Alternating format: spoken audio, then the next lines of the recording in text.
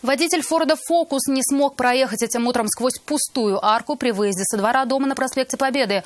Он умудрился разогнаться и врезаться в бетонную стену. После удара двигаться иномарка самостоятельно больше не смогла. Прибывшие на место сотрудники ГИБДД выяснили, что за руль мужчина сел в нетрезвом состоянии. Что было дальше, расскажет Вероника Гайнутдинова. Нет. Да, за что сбежали? Мужчине было тяжело не только говорить, но и ходить на своих двоих. Решил, что ехать он сможет, и сел за руль. Но вождение в таком состоянии быстро дало ожидаемый результат. Водитель Форда «Фокус» не смог проехать через арку и въехал в бетонную стену. Проезд во двор был полностью перекрыт.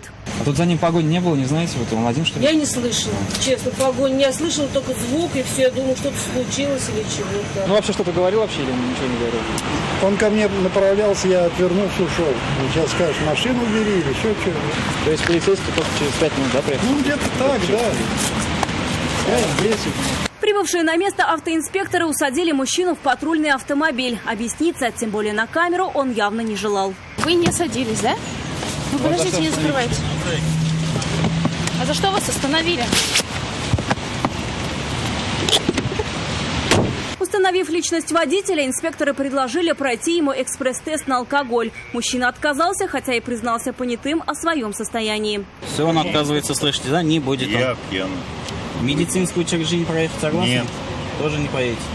Я пьяный. Медицинское учреждение не проедете. Теперь выпившему за рулем мужчине грозит лишение водительских прав и штраф в размере 30 тысяч рублей. Вероника Гайнутдинова, Айрат Назипов, Наиль Абдуллин. Вызов 112.